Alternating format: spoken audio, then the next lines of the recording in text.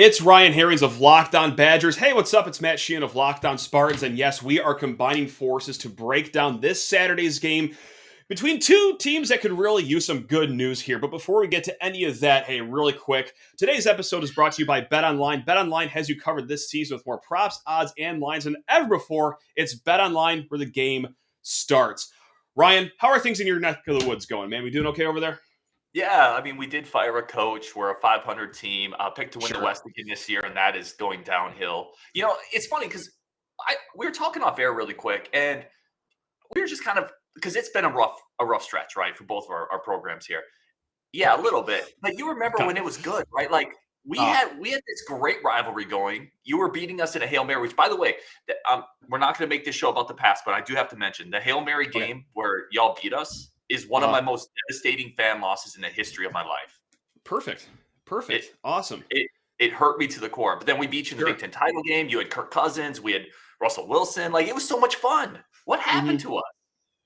You know what? To play a little dejection tennis here. You were really beat up after that loss. That loss in the Big Ten championship game was the saddest I've ever been and ever will be. It even triumphs like losing to Middle Tennessee State. It triumphs any loss to Michigan we've ever had. Like I cried around my girlfriend's parents that night. Now she is my wife and they're my in-laws. So they really saw the true colors that day. But yeah, we're starting this episode on a hot note here. Look at us go, just talking about the great times that we've had. But yeah, you know what? I do come in peace. I am wearing my 2015 Final Four shirt. So this is as much of a peace offering as I can give the Badger fans right here. But also reminiscing on the good days as well, no matter what sport it may be. Brian, here's a situation going into this weekend. Saturday, 4 p.m., Badgers at Spartans. A few months ago, the storylines here, amazing. Paul Chryst charging into East Lansing with his Badgers, looking to keep pace as leaders of the Big Ten West, fast-tracking their way to Indianapolis. And my Michigan State Spartans, most likely coming off of their first loss of the season to Ohio State. Let's even call it the second loss of the season. Vibes are still pretty good over here in East Lansing. So we can just go ahead and rip that script clean in half. Yeah, agreed. What's going on now? 3-3 Badgers. You are sans Paul Chryst. My Spartans are riding a 4-game losing streak over Madison. Okay, what's the storyline now for this game for you guys? What do we got here? Yeah, I got to be honest. Like, there was a sizable portion of Badger fans that were frustrated with Paul Chryst and getting to the point of, I don't want to say checking out, but kind of quasi checking out. So there's actually... the Badgers right now have a lot of new coach energy, for better or worse, right? Like there is a lot of optimism riding on Jim Leonhard, who for a long time has been considered like the dude in waiting. Like you can't name coaches in waiting anymore, but Badger fans have for a long time worried about losing Jim Leonhard to another job. So now it's kind of his opportunity to have the job. And the real big storyline here is if he seizes it, like and that doesn't mean winning 5 games down the stretch necessarily. This is still a very flawed Wisconsin Badgers team. But if Wisconsin looks a lot better and step one is done, they went into Evanston and beat a bad Wildcats team, but they beat them down 42-7, right? So if Jim Leonhard continues building on this, it's his job. And that's really where Badger fans are tuned into now is, do we see the continued improvement? Does the team play a little more disciplined? And that's a big storyline. And that's definitely a reason Badger fans are checking in. So from our perspective, it's probably a little different from a Michigan State fan's perspective, but there's a lot actually riding on this now and a lot of optimism and kind of good feelings going into this game in East Lansing. I am curious from a Badgers fan's perspective, obviously Mel Tucker last year was an incredible season. He's totally really, really well-spoken, tons of energy. It feels like he's rejuvenated in a lot of ways, East Lansing and that program, the fan base rallies around him. However, 4 straight losses. Like what is the kind of mood there? Well, 4 straight losses doesn't even tell the story. These are 4 straight losses that, for the most part, have not even been competitive either. The first loss, Washington, okay, game's over at halftime. You get boat raced against Minnesota at home. That's where we start to lose cabin pressure. Maryland, okay, we were kind of in that game until the second half rolled around, and then, Ohio State is an NFL team, so that happened. So, look, short-term vibes are absolutely horrendous right now. I still think that it will be a buzzing atmosphere at Spartan Stadium this weekend because it is homecoming. So that's going to bring the fans together. Of course, you get a marquee matchup like Wisconsin. And also, this could be the last breath of air that Michigan State could possibly have this season. You lose this game, Oh boy, we're gonna see how many people show up to the Indiana game and Rutgers game at the end of the year. So this might be the last best game to go to for Spartan fans, which could add to the atmosphere here. Now, long term, I don't want to rant about it. I don't know how much Badger fans care about it, but I do like Mel Tucker still long term. And I think, the majority of Michigan State fans still feel that way because, well, how do you dig yourself out of this hole? It's recruiting. How do you recruit off of a season that might not even end in a bowl game? Well, that's the $95 million question, and that's why you pay Mel Tucker the big bucks to get Michigan State out of this hole that they're already in. Now, that's not to say that he's completely absolved from all the coaching faults this year and everything like that, but yeah, it is a talent disparity so far this season, and we'll see if we can rally behind the home crowd this Saturday to just try to get some momentum because we are running out of games here to claim bowl eligibility. We're 2-4. We need 4 wins, and the only 4 games I can see as wins are, well, this weekend, even though we're 7-point underdogs here. And then we got to go to Illinois, and that's after going to Michigan, Will. They're going to try to lay the hammer on you because they don't like Mel Tucker beating you 2 years in a row, and then you got Indiana, then you got Rutgers. So, yeah, you got to win these 4 games of Wisconsin, Illinois, Indiana, Rutgers to hopefully stumble into the Quick Lane Bowl or Duke's Mayo Bowl. So, that's the big storyline for Michigan State here is bowl eligibility still going to be on the table after this weekend? Well, that Illinois game is suddenly a pretty tricky contest in the Big Ten. Big time. Bielema's really got them firing. I want to pivot to recruiting here for a second because there is a big storyline on the Badger side, and I've been waiting all week to ask you this question because I'm really interested in your take on this. Obviously, Saead Khalif, the Michigan State recruiting director, left Madison. He started off in Madison under Paul Chryst. When Saeed left, I don't want to say he burned bridges, but he did make it very clear that he's going to Michigan State because they provide me with better resources, more people. I can better do my job under Mel Tucker. And then we've seen Michigan State's recruiting very, very strongly take an uptick. Yeah. And conversely, we've seen Wisconsin, for Michigan State fans who may not know, the last 2 classes at Wisconsin have been very, very poor, very mediocre, would be putting it kindly. How big of an impact is Saead Khalif actually? Because there is a contingent of fans who argue that the recruiting department isn't the biggest deal, and people are going to Michigan State because Mel Tucker has new coach energy, because he's incredibly well spoken, because they have a lot of money. I'm curious, where's the breakdown there? Yeah, I think it's a little bit of cocktail of both. Obviously Mel Tucker, great marketer. He's from Georgia, from Alabama. He knows all the ins and outs about how to build a program and, have yourself perceived as one of the top programs in the country as well. But you need a strong right-hand man to do that, right? And I think that's where Saead Khalif comes in. And Michigan State fans, look, we're enjoying the recruiting season right now, which is something that we've never been able to say really before Mel Tucker stepped in. There's an emphasis now on recruiting, and I think Khalif has to be a big part of that, right? Because he was known, even at Wisconsin, for being the relationship guy. Obviously, hey, you want to sell early playing time. You want to sell the brand. You want to sell NFL prospects. But also, too, there's a family aspect that comes to committing to a team. So you see Michigan State right now, after a recent decommit, still sitting at 13 commits for next year's class, 9 4-stars, though.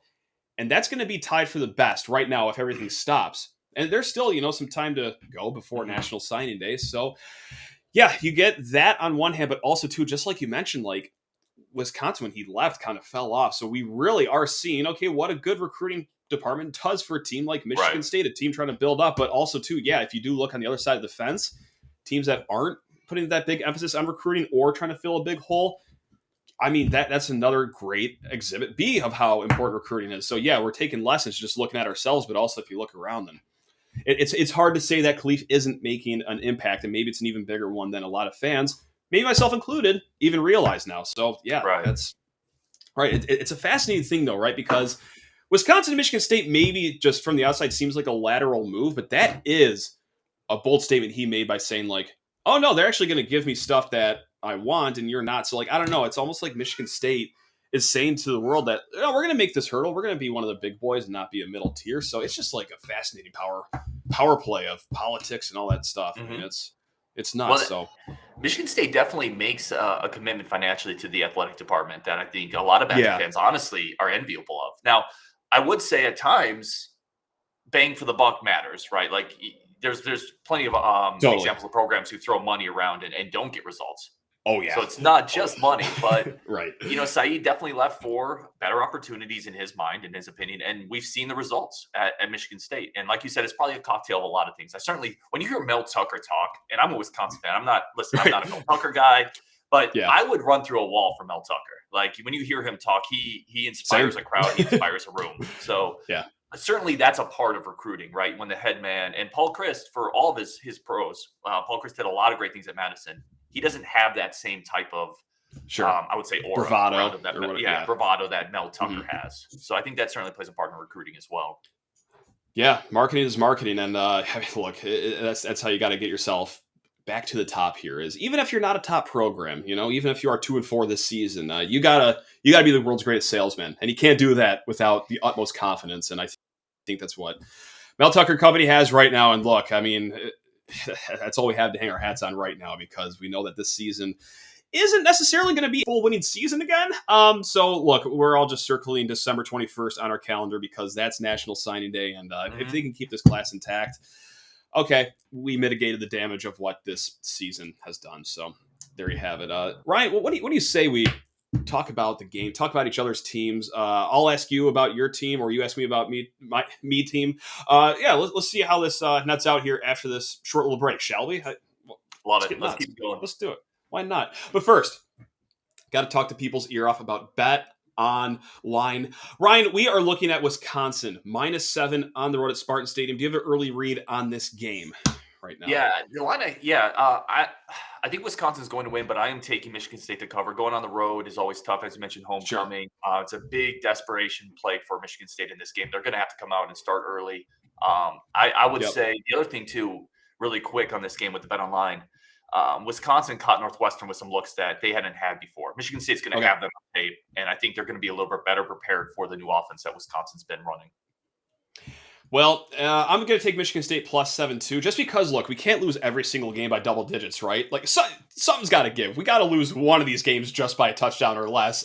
So when I make that wager, I'm going to do it at betonline.net, because they are the #1 source for football betting this season. Find all the latest player developments, team matchups, news, podcasts, and in-depth articles and analysis on every game you can find. And as always, BetOnline remains your continued source for all your sports wagering information, with live betting and up-to-the-minute scores for every sport out there. The fastest and easiest way to check in on all your favorite games and events, including MLB, MMA, boxing, and golf, is at BetOnline. What are you waiting for? Head to betonline.net, use your mobile device, learn more about the trends and action. That is at BetOnline, where the game starts. And before we kick off the second segment, hey, Badger fans, Spartan fans, thanks a lot for giving us a listen every single day. Ryan Harings doing great work over there at Locked On Badgers. I'm just trying my best over at Locked On Spartans, so there we have it. Do we do rock, paper, scissors for who talks about whose team first? How do you want to do this? You just cut out. I could not hear you. Oh, this is a great start to the segment. No, it's good. It's awesome. Good. We're back. Okay, we're back. Start off. Yeah, we're thriving. You know what? I gotta say, much like our seasons this year, by the way. Interruptions, mistakes, miscues, technical difficulties. Can we just call this season technical difficulties? Like, can we do that? I'm happy we made it out of the first quarter of the podcast before they started happening, though. Right. That's a nice little twist on our season over here. I gotta say, my ears perked up when you said new offense. So this is a lazy question. Hey, elaborate on what you mean by that, because we all know Wisconsin is just the ground and pound, ground and pound, ground and pound. Okay, a little 5-yard out route, ground and pound.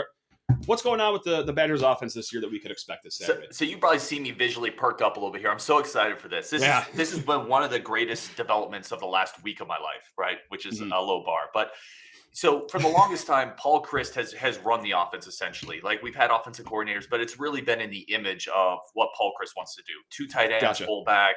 And it's the last couple of years has gotten really stale, running into 8-9-man boxes and just hoping that eventually you're going to break through that wall.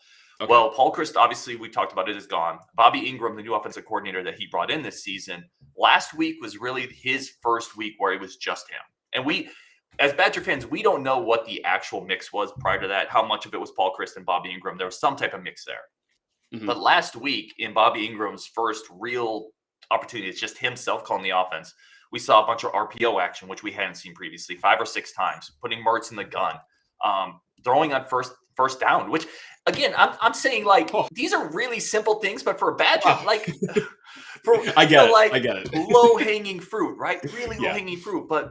first down play action, first down in the gun with Mertz, 2nd and 4, in the gun Yeah. with Mertz running out of the shotgun. There were some instances 1st and goal they went 5 wide and through in the second quarter, third quarter with Mertz, Wisconsin? Oh Wisconsin.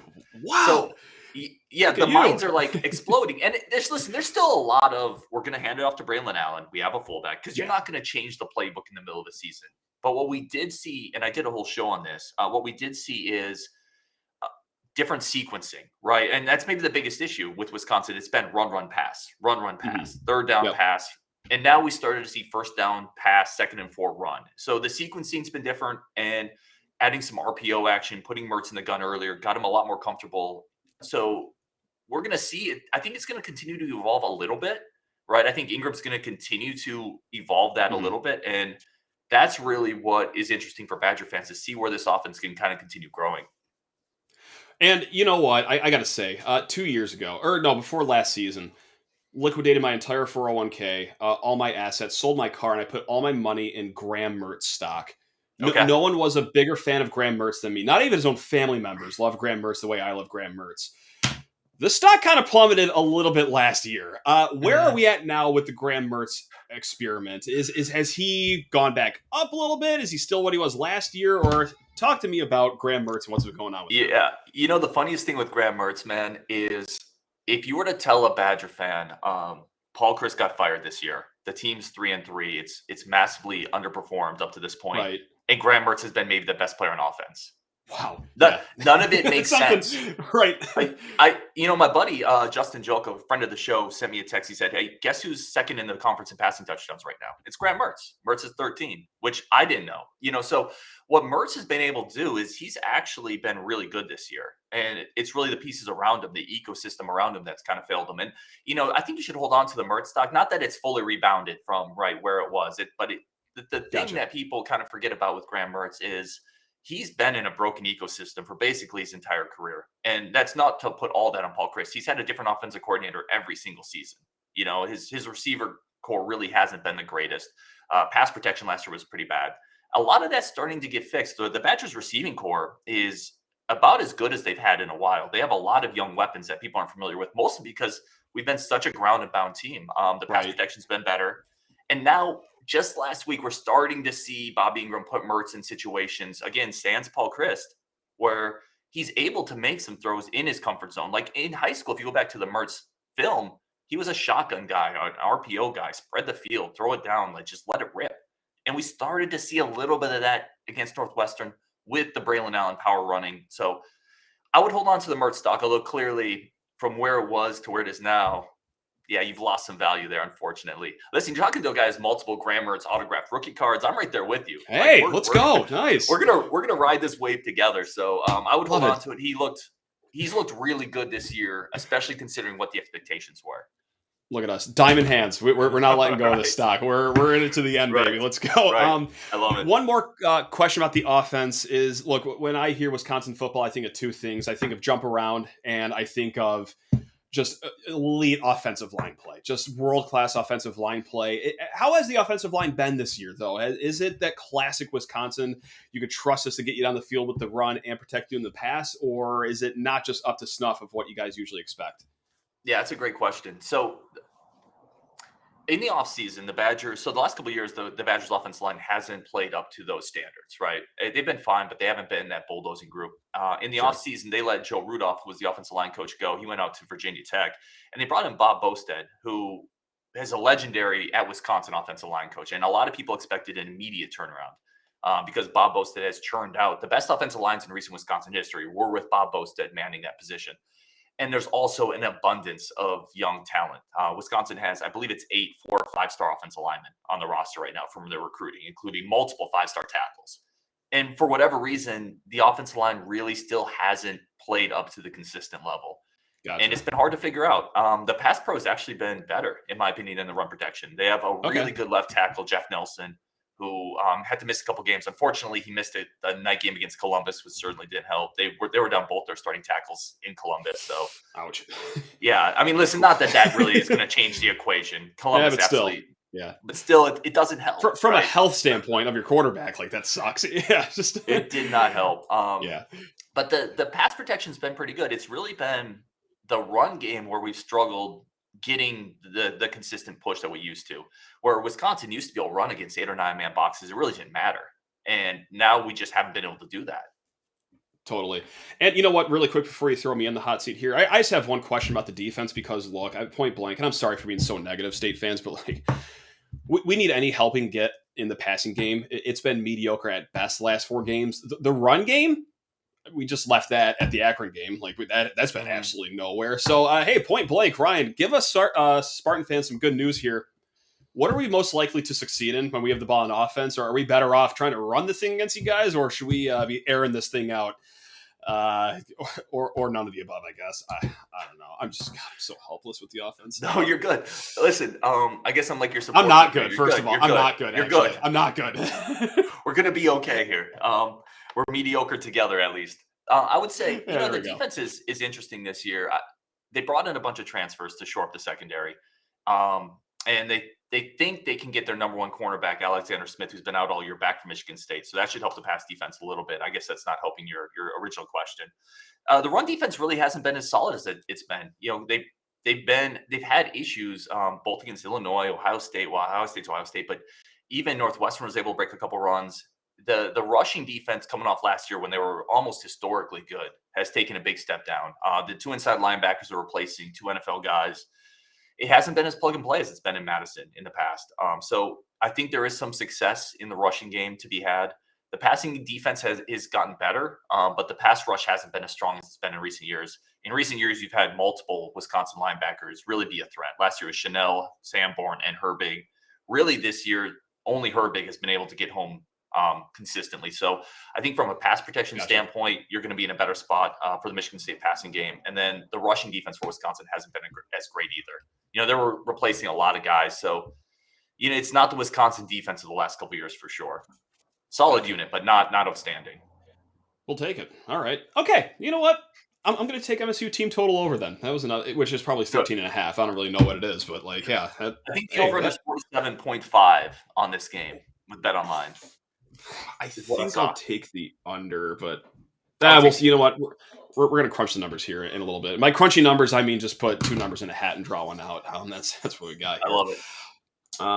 All right. Is it time to throw me on the grill and just absolutely incinerate me with questions? Let's go. Showtime. Let's get it done, Ryan. We got questions. Let's get answers from the Michigan State guy. The first one, listen, we got to start here because it was a big storyline for Wisconsin. Jalen Berger transferring to Michigan State, a player that came into Wisconsin with a lot of recruiting fanfare.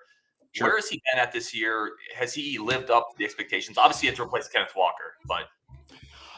And no one's going to do that, right? Like, no one's going to fill those shoes. But, yeah, we got 2 transfer running backs in the portal during the offseason. One, hey, Jalen Berger, just like you said, 4-star kid, runs with a lot of power, a lot of speed. And then the other guy from Colorado, his name's Jarek Broussard, former Pac-12 Offensive Player of the Year. Whoa, boy, has there been a lot to be desired from those 2. More so Jarek than Berger. Like, look, I'll be short. Berger's been fine. He's been okay.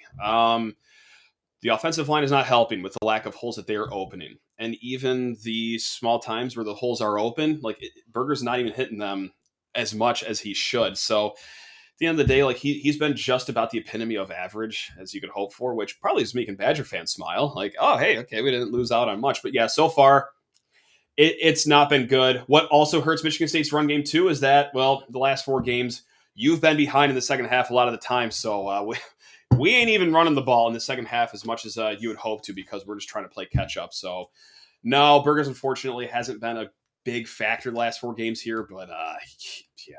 So that's unfortunately as nice as I can be about that answer surrounding Jalen Berger in our run game. It's not good, Ryan. It's not good. It's not good. And let's stay running game though, because I did have and obviously seeing the scores, right? You can tell the game script has gotten away from Michigan State a little bit, but still 3 of the last 4 games under 50 yards rushing, I believe I saw. Is there a tendency? I don't know the right way to ask this question, but have is it almost like Michigan State has folded a little bit in these games? Like, because the Michigan State, again, that culture that was always there was, Spartan dogs was always a thing. They just were tougher than anybody else. Sure. Sure. Yeah, and that just speaks more to the run game. That's the whole broad standpoint too, is like, look, and I could even make this about the defense as well, is that these games are out of reach very quickly. Like Washington went into the halftime locker room down, I think it was like 29-8 or something like that. Like the defense is unfortunately continued their tendencies of last year, which is let any quarterback you play against get some great like draft film out there for the upcoming NFL draft. The secondary is just getting absolutely positively sliced up. And look, I hate to talk about injuries because it always sounds like an excuse. But when you have Xavier Henderson, Jacob Slade, Darius Snow, Chris Bogle, Jeff Petrowski out, I just named 5 starters, right? Mm-hmm. And 4 of those aren't even in the secondary. Like 4 of those are part of your front 6 or front 7 unit. Like, I hate to use it as an excuse, but at what point does the injury list just become a reason why the defense is also kind of getting battered? Like last week against Ohio State, like, oh, hey, we got the young guys out there. Okay, they're going to get beat up pretty early against future NFL talent. So, like, our depth just wears away very quickly. It's a great combination of both, is that our depth up front on defense is wearing away quickly, and our secondary is unfortunately just our secondary. And so, yeah, this is why we get down so early, and then the offense just hasn't gotten off the starting blocks either to start games. Turnover immediately last week. The Minnesota game, going in the locker room with 0 points. It's just...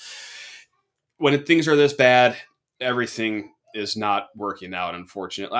I'm sorry if that's a bad answer, that, hey, no, it's just everything is not good. But yeah, like, look, you can look at any facet of the game for Michigan State, it just hasn't been good, whether it's defense or offense. So, yeah, that's... Is there a deal on Tucker as an in-game coach, adjustment-wise, coming out of halftime? Because obviously he checks a lot of the energy recruiting boxes. He does. How is he from the X's and O's spot? That's the another big conversation. I was going to say the biggest conversation, but there's like 4 big conversations going around about Michigan State. And right now, like, the defense up and down is talking about the scheme. Like, this is the second year in a row where defensive coordinator Scotty Hazelton is seeing his secondary get carved up. Well, gee, if only our head coach was also a secondary guy as well. Oh, wait a minute. He actually has taken the secondary under his wing in the offseason. So, yeah, I think it might be a little fair to question just how good of a secondary and X's and O's coach he is. And look, I get there's also the other side of the argument too, where it's like, hey, the defense is actually schematically correct. It's just that we don't have the guys that can run it.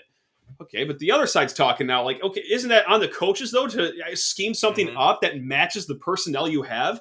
After this large sample size from last year, shouldn't you realize that, hey, maybe this isn't necessarily working. Maybe we dumb things down a little bit and make something work. But no, we're too far pot committed now. Like, we're just going for it and hoping that we can learn something along the way. So no, the defense has been looking abject disaster.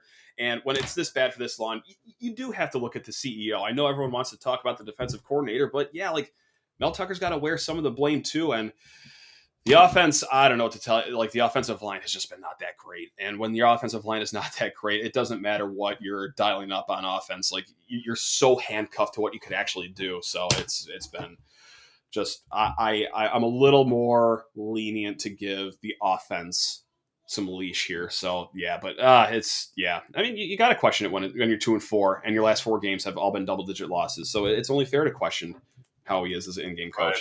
Right. Well, it's one of those things where the numbers kind of back up the results too. I mean, Michigan State, not to pile on, is last in the Big Ten in defensive metrics across the board almost, which is weird because, again, when I think of Michigan State, I know it's different because there's a different coach, different culture, but that's not how I remember Michigan State, and that's not how I think Michigan State needs to play. Totally. Let's jump to the offense here. I want to talk Clayton Thorson a little bit, who was, I thought, coming into the year, one of the better Big Ten quarterbacks. I still think talent-wise, he's one of the more talented quarterbacks in the Big Ten. But how much of last year was being able to play off Kenneth Walker, play action off Kenneth Walker? A lot of it, which is what we're learning right now, he was dynamite off the play action, no question about it. And look, I was the conductor of the Peyton Thorne train, which, wow, I got to look at myself in the mirror now, because 2 years ago I was on the Graham Mertz train, went off the rails this offseason. Hey, everyone relax. Peyton Thorne's great. It's all going to be okay. And here we are again, going off the same tracks we just went off with Mertz last season. So, yeah, besides me being a kiss of death, The offensive line, look, it all goes back to that, I think. Hasn't necessarily given him the most confidence that he can drop back in the pocket most games. And it really happened early in the season, too, like even against Western, sometimes against Akron, Washington, too, where he was scampering out of the pocket. And I don't think he has a lot of faith in the pocket. Now, is that to say that, he's completely absolved from all of his issues? Like, no. His decision-making has been suspect as well this year as well, which is something I thought he did great last year. Whenever he took a risk, it was always calculated. He never threw Michigan State in a bad spot. This year's a little different, though. Like, he has taken risk, like right off the top. Look, last week's game against Ohio State, first drive of the game. Let's just bomb one into triple coverage really quick. Let's just see how that works. Well, unfortunately, it worked out the way that everyone thought it would work out, and Ohio State picked the ball off. It's like, that is not a throw he would make last season, I think. So, look, is it a pressure mounting on him? He knows that the season's weight is on his shoulders. Maybe. Is it the offensive line is making him do things that he really isn't comfortable doing? Maybe. So that's a long way of me saying that we've also lost value in the Peyton Thorne stock from last season as well. And now we got a good faction of the fan base that are rooting for Noah Kim, our backup quarterback, to come into the game here. So we'll see if that happens in the second half. Yeah, I would take on here with Thorne, who, again, I think he's a very talented quarterback. We've literally seen it on the field. It comes down a lot of times to ecosystem, right? Which we talked about when you said recruiting. Everything kind of matters. With the quarterback, everything kind of matters, right? And if you lose, your offensive line isn't as good. It's not as cohesive. And now you're in bigger holes. You feel more pressure to score quickly. Your security blanket with Kenneth Walker's gone. You can't play action as effectively. Like, it all matters, and the quarterback's the biggest part of the ecosystem, but he's just still a part. Let's maybe talk game predictions here. I think we've kind of wallowed in our vibes are high right now. Yeah, we're both feeling great leaving this conversation. This is awesome. Everything's okay. Well, hey, you know what? We don't sugarcoat anything. We can say that. We don't sugarcoat things, and we laugh to keep from crying too, Ryan. We're good at that as well. And basketball starts soon. This isn't a basketball show, but right, it's coming. Close. We're almost there. Yep. All right, let's do some predictions. We both kind of talked about the spread of 7. We both took Michigan State to cover. Did you have Michigan State covering and winning, or losing a close game? No. Okay. No, I'm going to have them losing a close game here. And look, what could maybe give State fans a glimmer of hope is that we might have Jacob Slade coming back, who is that run-clogging defensive tackle. And look, I know it's just one guy, but I think he really is that big of a name. Like, we're talking potential first-team All-Big Ten if he didn't get hurt earlier this year. So he can maybe mitigate the damage the Badgers can do on the ground. However, look, we're not too far removed from watching Tanner Morgan look like the second coming of Steve Young at Spartan Stadium. Like, he looked elite against our secondary. I think Graham Mertz is going to have an issue passing against Michigan State. It pains me to hear that you guys are jazzing it up here with the exotic passing plays here. You're not just going run, pass. So with that said, I like Graham Mertz. I don't like Michigan State secondary, so give me Wisconsin 24 points and Michigan State 19. Something weird. Just something really strange for us on a nice homecoming Saturday here. So that's what I got. So that gets you under the 47. So you're taking the under as well. Yeah, it's a little under the 47. Yep. It's so funny, by the way, when we're talking and you're like, it's the exotic passing stuff, and I'm like, we passed on first down. That's exotic to me. Yep. Right. I lived through the Dave Warner era at Michigan State, where that's exotic to me. Right. That's right. For me too. I'm like, we threw a receiver screen. Did y'all see that? Right. I was like texting my Badger fans, like, that's legal, right? That wasn't a handoff. Is it good? This is nuts. So no, I'm right there. Listen, I think there's actually a lot for as chaotic on the outside as a coaching turnover, firing an established coach looks. I actually think the Badgers are in about as good a spot as you can be with that, because Jim Leonhard is a Wisconsin guy. He's very respected, and he's been being groomed for that role unofficially. Yep. So it's not as chaotic as it appears, to be honest. And frankly, I think there's some new coach energy. I think Paul Chryst just got a little long in the tooth, and he wanted to play football like it was 1992. And he's a super good guy. This is not a dancing on Paul Chryst grave thing. The dude won 70% of his games and got fired, which is good coach for a while. Coach. Yeah. Good. Not a great coach in 2021. So I actually think, or 2022, I guess it's 2022 now. Same difference. Really same difference. I actually think there's some good mojo riding with the Badgers, despite what people on the outside kind of look as a chaotic situation. So I'm going to take the Badgers to win. I do think a roadie is always tough in the Big Ten, especially starting later. The crowd's going to be more jazzed up. It's a big moment for Michigan State. Yeah. I have like a 24-20 type game, so I'm right under the 47. But I do think the Badgers win. Michigan State covers, and it's probably not going to be the prettiest game, which should shock nobody listening to either of these shows. Right. But I will eat up every snap of this slop that we were about to see on Saturday. It's going to be a great time. It's going to be a great time regardless. Everyone, hey, let's stay hydrated. Let's try to mix in a water on Saturday too. Just get it in early.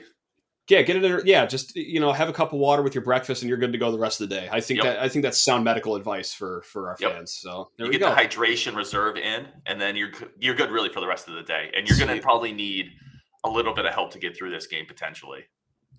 Look at that. Bang. That's Locked On Badgers. This is Locked On Spartans. And now Locked On Medical Advice. We have done it. We have guided people successfully, hopefully, to Saturday. Hey, regardless, one team's going to win, and one of us is going to have a great weekend. But regardless of the outcome, Ryan, hope you have a great weekend. Just not like an outstanding one from like 4 p.m. to 8 p.m. Eastern time. So yeah, it was a lot of fun, man. I appreciate it. This was a good crossover. This is, I think, the favorite one I've done so far. You know what? I'll whisper it because I don't want to, upset anyone. Me too. Me too. Me too. This is a good time. So there we go. Hey, a combined. Hold on. Let me do the Spartan math here. A combined 5-7 on the season, but you know what? That's as fun as it could possibly get for a crossover episode. That's Ryan Harings, Locked On Badgers. Matt Sheehan, Locked On Spartans. Go enjoy the rest of your week, you beautiful people. Love you all. Let's go. Let's go.